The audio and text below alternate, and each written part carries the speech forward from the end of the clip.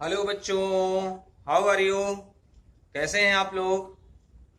बंद करिए चूहा मारना, चूहे के पीछे पीछे घूमना। आ जाइए अपने फिजिक्स में और ऐसा कंसेप्ट लगाइए कि बैठे बैठे चूहा मर जाए आपका।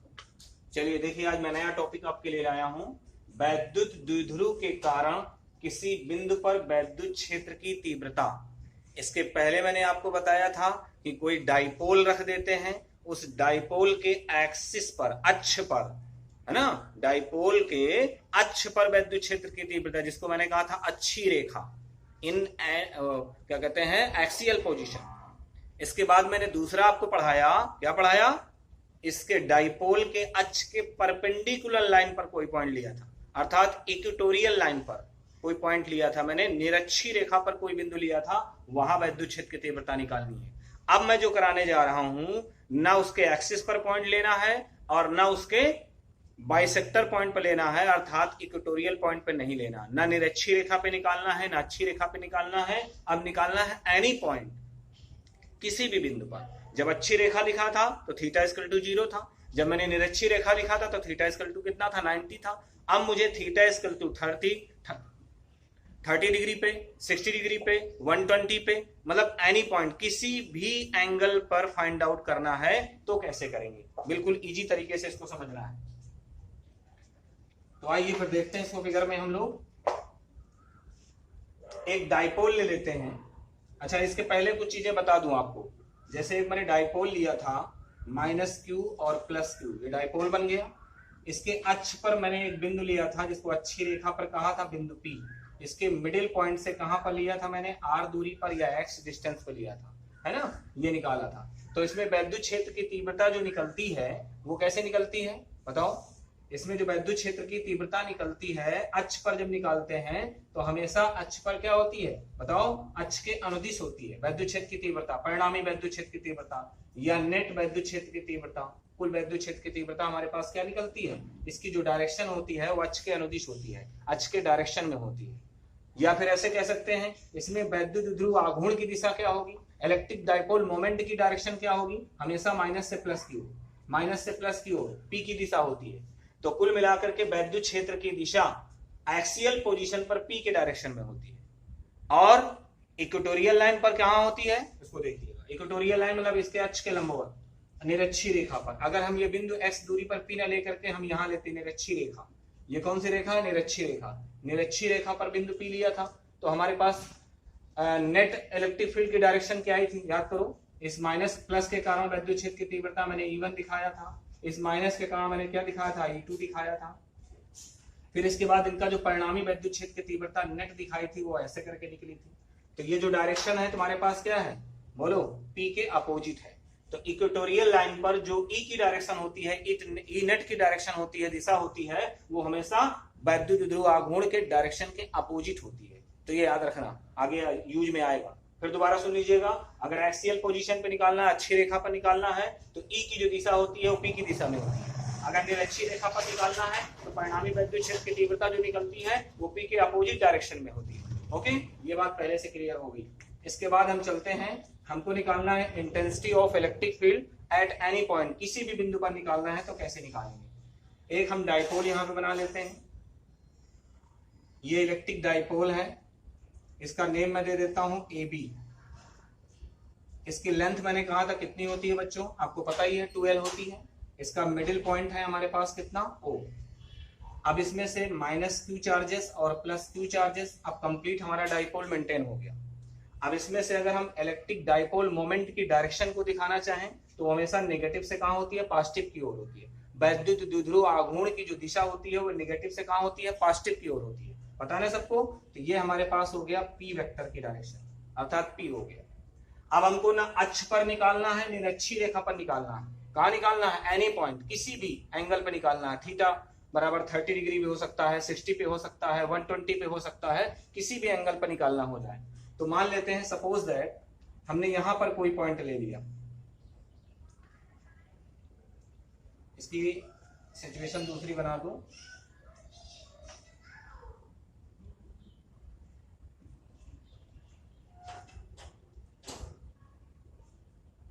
ये देखिए, ये मेरे पास कोई पॉइंट है जिसको मैंने क्यू कह दिया, वो क्या है, पहले वाले डाइपोल की सिचुएशन से, पहले वाले डाइपोल जो हमारा पहला डाइपोल रखा है उसकी सिचुएशन से कितना एंगल बना रहा है, थीटा एंगल बना रहा है। तो थीटा एंगल पर हमने क्यू पॉइंट लिया है। अब इसके हम क्या करते हैं, हमेशा डाइपोल के मध्य बिंदु से दूरी ली जाती है जहां पे हमको इलेक्ट्रिक फील्ड निकालनी है। तो इसके मिडिल पॉइंट से हमने लिया कितना दूरी, आर डिस्टेंस पर, ये बिंदु क्यू है हमारे पास। और थीटा क्या है, एंगल है, और वो भी कैसा एंगल है हमारे पास, पी की दिशा से एंगल लिया है। ध्यान रखना, पी की दिशा से एंगल लिया, जो डेरिवेशन मैं करने जा रहा हूं पी की दिशा से। अगर क्वेश्चन आपसे एग्जामिनर ने चेंज कर दिया, अगर इसमें से क्या कर दिया, ऐसे डाइपोल ले लिया, गौर से देखना, ये गलती बहुत ज्यादा हो जाती है बच्चों से। कैसे ले लिया, माइनस का क्यू इधर ले लिया, प्लस का क्यू इधर ले लिया। अब हमारे पास पी की डायरेक्शन क्या हो जाएगी, पी हमेशा माइनस से प्लस की ओर होता है, अब पी हमारे पास इधर की ओर हो जाएगा। तो जैसे हमको यहाँ पे निकालना होगा, इस बिंदु पर निकालना होगा, तो हम ये लाइन मिलाएंगे ऐसे करके ऐसे। तो अब ये एंगल नहीं लिया जाएगा, कहां से एंगल लेंगे, पी की दिशा से एंगल लेंगे, तो ये एंगल लिया जाएगा। ध्यान देना, बहुत अच्छी बात है ये किताबों में सब नहीं मिलता है, ये समझाया जाता है, समझ गया ना। तो हमको ये एंगल नहीं लेना, कहां से लेना, पी की दिशा से एंगल लेना है। जैसे हमने ये 60 ले लिया, तो फिर हमको कितना लेना पड़ेगा, 120, तो थीटा इक्वल टू 120 लेंगे। तो ध्यान देना पड़ेगा आपको कि पी की दिशा से हमने थीटा कोण लेकर के ड्राइव किया था, डेरिवेशन निकाला था। तो अगर हमारे पास ये चार्जेस अपोजिट कर दिए जाएं, तो हमको कहां से लेना है, पी की दिशा से ही एंगल सेलेक्ट करना है। ये बात क्लियर हो गई। अब गलती नहीं करेंगे आप लोग कभी भी, क्योंकि न्यूमेरिकल करते समय चेंज हो जाएगी। अब मैंने क्या किया, ये P है मेरे पास, इलेक्ट्रिक डाइपोल, वैद्युत ध्रुव आघूर्ण। अब P के हमारे पास दो कंपोनेंट्स टूट जाएंगे, दो घटक टूट जाएंगे। ठीक है बच्चों, तो हमारे पास जिस लाइन के साथ एंगल बनता है उस पर जो घटक टूटेगा, जैसे देखो P जो है इस लाइन के साथ एंगल बना रहा है, इसका नाम कुछ दे दूं, इसका नाम देता हूं A डैश और B डैश। ये दूसरा डाइपोल मेरे पास बन गया, एक डाइपोल था ये भी, अब नया डाइपोल जो हमारे पास बना A डैश और B डैश बना हुआ। ठीक है, तो जिस लाइन के साथ ये P एंगल बना रहा था, उस लाइन पर जो इसका घटक टूटेगा वो क्या टूटेगा, P cos थीटा। कितना टूटेगा, P cos थीटा। पता है ना, पीछे हम लोग फोर्सेस पढ़ते थे, ये तुम्हारे पास होता था फोर्स F, ये आपके पास क्या है, हॉरिजॉन्टल लाइन है, और ये वर्टिकल लाइन है। यहां से अगर एंगल थीटा बनता था तो F का कंपोनेंट्स जो घटक टूटता था वो हॉरिजॉन्टल लाइन पे क्षैतिज पे कितना टूटता था, F cos थीटा। जिस लाइन के साथ F एंगल बना रहा था cos के फॉर्म में, और उसके परपेंडिकुलर दूसरा क्या बनता था, F sin थीटा। ये तो घटक तोड़ते थे, वही यहाँ पर तोड़ना। ठीक है, तो देखिए जरा, ये P का जो घटक टूटेगा, जिस लाइन के साथ एंगल बन रहा था वो कितना टूटेगा, P cos थीटा। तो एक डाइपोल हमारे पास बन गया A डैश B डैश, और इसके दूसरा डाइपोल क्या बनेगा, इसी के परपेंडिकुलर बनेगा, लंबवत। तो इसके लंबवत क्या होगा, इस लाइन के लंबवत हमारे पास ये सिचुएशन बन जाएगी। ये देखिए बन गई। इसको हमने नाम दे दिया, इसको हमने नाम दे दिया, क्या दे दिया, A डैश और B डैश, और इसका नाम दे दिया हमने A डबल डैश और B डबल डैश। ये देखिए, ठीक। अब हमारे पास दूसरा घटक जो टूटेगा इसी के लाइन पर टूटेगा, ये कितना है आपके पास, P sin थीटा। घटक क्लियर हो गया। फिर दोबारा से देख लीजिएगा, हमारे पास AB कोई डाइपोल था जिसका वैद्युत द्विध्रुव आघूर्ण, इलेक्ट्रिक डाइपोल मोमेंट, वो कितना होता है, P वेक्टर। ये वेक्टर क्वांटिटीज है, इसकी डायरेक्शन हमेशा नेगेटिव पार्ट से कहां होती है, पॉजिटिव की ओर होती है, नेगेटिव चार्ज से पॉजिटिव चार्ज की ओर होती है।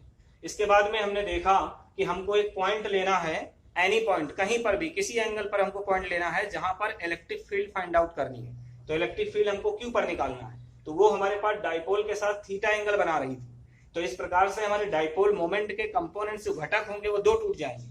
जिस लाइन के साथ एंगल बन रहा था उस लाइन पर P cos थीटा हो गया, और दूसरा घटक हमारे पास क्या हो जाएगा, उसी के परपेंडिकुलर लंबवत हमारे पास कंपोनेंट्स हो जाएगा P sin थीटा। ओके, ये कंपोनेंट्स हो गए। इस प्रकार से हमारे पास दो नए डाइपोल अब बन गए। कौन कौन से बन गया, A डैश B डैश और A double dash B double dash. ये नए डाइपोल बन गए। अब इन दोनों नए डाइपोलों के कारण बिंदु Q पर अगर हम इलेक्ट्रिक फील्ड फाइंड आउट कर ले तो हमारा डेरिवेशन क्लियर हो जाएगा। चलते हैं, मैंने अभी आपको बताया था, ये बिंदु Q जरा देखिए आप, ये बिंदु की A dash B dash dipole के लिए उसके अक्ष पर है कि नहीं, दिख रहा है सबको। देखो A डैश B डैश जो डाइपोल है हमारा, तो बिंदु Q उसके लिए A dash B dash dipole के लिए उसके अक्ष पर है कि नहीं है। तो अच्छी रेखा पर बिंदु Q हो गया। तो अच्छी रेखा पर वैद्युत क्षेत्र की तीव्रता की डायरेक्शन क्या होती है, बोलो, P की तरफ। तो यहाँ पर P कौन है, P cos थीटा। तो P cos थीटा की तरफ हमारे पास यहाँ हो जाएगा वैद्युत क्षेत्र E1। ए डैश बी डैश डाइपोल के लिए बिंदु की अच्छी रेखा पर है और अच्छी रेखा पर वैद्युत क्षेत्र की तीव्रता की दिशा हमेशा क्या होती है, P की तरफ होती है। तो P कहाँ है, P cos थीटा ये लिखा है, तो P की तरफ हो गई, अर्थात अक्ष पर ही होती है। फिर दूसरा देखिएगा, A double dash B double dash के लिए, ए डबल डैश और बी डबल डैश के लिए बिंदु जो Q हमारे पास होगा वो क्या है, बोलो, निरक्षी रेखा पर है, बाइसेक्टर लाइन पर है। देखो आप, इसके लिए लंबवत रेखा पर है बिंदु Q। तो लंबवत रेखा पर क्या होती है, जो P की डायरेक्शन होती है उसके अपोजिट होती है E की दिशा। तो यहाँ पर P की दिशा क्या है, इस पर, इस डायपोल के लिए P कौन है, P साइन थीटा। जब P साइन थीटा है तो इसके लंबवत और अपोजिट होगी, मतलब इसके अपोजिट होगी। P साइन थीटा इधर है तो अपोजिट इधर की तरफ होगा। तो ये हमारे पास कौन हो जाएगा, E2, ये हो गया। अब हमारे पास इस लाइन पर जो है, इस लाइन पर हमारे पास नेट इलेक्ट्रिक फील्ड निकालना पड़ेगा, E1 और E2। E1 किसकी वजह से है, डाइपोल ए डैश बी डैश की वजह से है और अच्छी रेखा पर वैद्युत क्षेत्र की तीव्रता है। और E2 कौन है, A double dash B double dash के कारण वैद्युत क्षेत्र की तीव्रता है और निरक्षी रेखा पर है। निरक्षी रेखा पर वैद्युत क्षेत्र की तीव्रता की दिशा हमेशा क्या होती है, P के अपोजिट होती है। तो P इधर को है तो अपोजिट ये होगी। तो ये हो गया। अब हम यहाँ पे नेट निकाल लेंगे, नेट इलेक्ट्रिक फील्ड निकालना है, ये निकालना है। तो बच्चों सबसे पहले हम लोग नेट इलेक्ट्रिक फील्ड निकालेंगे। तो ये एंगल जरा गौर से देखो कितना है, ये 90 डिग्री बन रहा है, अर्थात थीटा 90 बन रहा है। और अगर हमसे पूछा जाए नेट की डायरेक्शन बताओ, नेट की दिशा बताओ, तो पहले वाले के साथ बताना है, E1 के साथ। तो ये एंगल मान लेते हैं कितना है, फाई है। ये एंगल कितना है, फाई है। क्लियर हो गया। अब हम देखो चल रहे हैं, हम नेट वैद्युत क्षेत्र की तीव्रता निकालते हैं। आपने पढ़ा था कि दो वेक्टर राशियां होती हैं, परिणामी किससे निकालते हैं, R बराबर under root A square plus B square plus 2ab cos theta से निकालते हैं। थीटा का मतलब दोनों वेक्टर क्वांटिटीज के बीच का एंगल, ठीक है। ये हो गया। तो ये फार्मूला अप्लाई करके हम यहाँ पे निकालेंगे। तो नेट इलेक्ट्रिक फील्ड यहाँ कितनी हो जाएगी, मैं इसको हटाना चाहता हूं। नेट इलेक्ट्रिक फील्ड मेरे पास हो जाएगी E नेट इक्वल टू कितना हो जाएगा बताइए, under root E1 square plus E2 square plus 2E1 E2 और कॉस थीटा, थीटा कितना है 90 डिग्री, 90 डिग्री। तो ये हो जाएगा under root E1 square plus E2 square plus 0 under root E1 square plus E2 square, ये आ गया। इसको इक्वेशन नंबर मैंने फर्स्ट डाल दिया। अब मैं E1 E2 की वैल्यू निकालूंगा। E1 किसकी वजह से है, डाइपोल ए डैश बी डैश की वजह से बिंदु P पर वैद्युत क्षेत्र की तीव्रता है। तो E1 की वैल्यू क्या होगी, वैद्युत क्षेत्र की तीव्रता का फार्मूला मैंने बताया था 1/4 पाई एप्सिलॉन नॉट। और अच्छी रेखा पर क्या होता है 2p अपॉन r स्क्वायर। तो 2p, p की जगह में क्या है, p cos थीटा। तो 2p cos theta upon r cube होता है, r क्यूब। ये हो गया। E2 की वैल्यू निकालो। E2 किसकी वजह से है, इस डाइपोल की वजह से है। और इस डाइपोल की वजह से बिंदु कहाँ है, निरक्षी रेखा पर है। तो निरक्षी रेखा के सूत्र में 2p नहीं आता, केवल p आता है। तो यहाँ कितना हो जाएगा 1/4 पाई एप्सिलॉन नॉट और p के जगह में क्या रखेंगे, p sine theta, p sine theta upon में r क्यूब। ये हमारे पास E1 E2 हो गए। अब E1 E2 की वैल्यू क्वेश्चन नंबर फर्स्ट में पुट कर देंगे। फिर दोबारा सुन लीजिए, E1 कैसे निकालेंगे, ए डैश बी डैश डाइपोल है, उसके कारण बिंदु Q कहाँ है, अच्छी रेखा पर। तो अच्छी रेखा पर वैद्युत क्षेत्र की तीव्रता का फार्मूला ये होता है, क्या होता है, P अपान R क्यूब। तो P की जगह में कितना है आपके पास 2p अपान R क्यूब। तो P की जगह में कितना है, P cos थीटा, वो रख दिया। इसी तरह से ये हमारे पास A double dash B double dash क्या है, निरक्षी रेखा पर है। तो निरक्षी रेखा के लिए बिंदु Q पर वैद्युत क्षेत्र की तीव्रता का फार्मूला ये हो जाएगा 1/4 पाई एप्सिलॉन नॉट p अपान r क्यूब। P की जगह में क्या रखेंगे, p sin theta upon r। ये वैल्यू पुट कर दो, बस आंसर मिल जाएगा। मैं फिगर बता रहा हूं, यहाँ वैल्यू पुट किया, समीकरण किससे, 1 व 2 से वैल्यू पुट किया। तो कितना आ गया हमारे पास, E net equal to under root E1 की वैल्यू 1/4 पाई एप्सिलॉन नॉट और कितना हुआ 2p cos थीटा अपॉन में r क्यूब का होल स्क्वायर प्लस का 1/4 pi epsilon naught p sin theta upon r cube का होल स्क्वायर।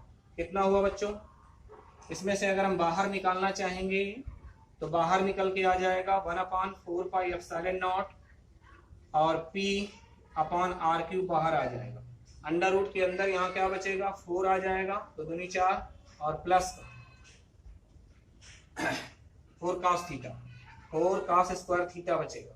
और यहाँ क्या बचेगा आपके पास, ये सब निकल आया, ओनली साइन स्क्वायर थीटा बचा। ठीक है ना, आगे देखते रहिए। तो 1/4 pi epsilon naught P upon R cube under root के अंदर 4 cos square theta plus sine को तोड़ लीजिए 1 माइनस का कॉस स्क्वायर थीटा, कितना बचा 1/4 pi epsilon naught P upon R cube बचा। और ये से कितना हुआ, एक कॉस थीटा कम हो गया तो अंडर रूट के अंदर 1 + 3 कॉस स्क्वायर थीटा। ये डेरिवेशन आपका निकल आया एनी पॉइंट, किसी भी बिंदु पर विद्युत क्षेत्र की तीव्रता का निगमन आपने कर लिया किसी भी पॉइंट पर। यहाँ थीटा की वैल्यू रख दीजिए, सारे डेरिवेशन इसी से निकाल आएंगे। कोई भी डेरिवेशन करें आप, अच्छी रेखा पर करना थीटा बराबर 0 रख दीजिए, निरक्षी रेखा पर करना थीटा बराबर 90 रख दीजिए, और आपको एनी पॉइंट 60 डिग्री 30 डिग्री पे निकालना है तो यहाँ पे रख करके इसको कैलकुलेट कर लेंगे, ये डेरिवेशन आपका हो गया। ठीक है, ये हमारी बात क्लियर हो गई। अब अगर तुमसे पूछा जाए ई नेट की डायरेक्शन क्या होगी, ई नेट की डायरेक्शन क्या होगी, बच्चों जरा गौर से फटाक से देखिएगा। ये फिगर मेरे पास बना था, ये बना था, ये मेरे पास ई नेट था, ई नेट, ये पूरा एंगल 90 डिग्री था। अब मुझे निकालना है ये कितना, फाई एंगल। तो अगर मैं इसको इससे मिला दूं तो एक समांतर चतुर्भुज बन जाएगा। तो यहां मैं tan फाई लगा दे रहा हूं। tan फाई इक्वल टू क्या होता है, लंब बटे आधार। लंब कितना हो गया था, ये E2 था और ये कौन था, E1। तो लंब हो गया आपके पास E2 और आधार कितना हो गया, E1। तो E2 बटे क्या हो जाएगा, E1। अब वैल्यू पुट कर देंगे, E2 की value 1/4 pi epsilon naught P sin theta upon R cube, ये 1/4 पाई एप्सिलॉन नॉट और 2P cos theta upon R cube. Okay, ये से कैंसिल हो गया, P से P कैंसिल हो गया और आर क्यूब से आर क्यूब कैंसिल हो गया। क्या बचा आपके पास, 1/2 और साइन थीटा बटे cos थीटा, जिसको मैं लिख सकता हूँ 1/2 tan थीटा। ओके, ये कितना आ गया, tan फाई बराबर, अगर फाई की वैल्यू निकालूंगा तो tan इनवर्स 1/2 और कितना आ गया, tan थीटा। इस तरीके से हम डायरेक्शन ऑफ ई नेट निकाल सकते हैं, अर्थात परिणामी विद्युत क्षेत्र की तीव्रता की दिशा निकाल सकते हैं। ये बात बिल्कुल क्लियर हो गई। ओके।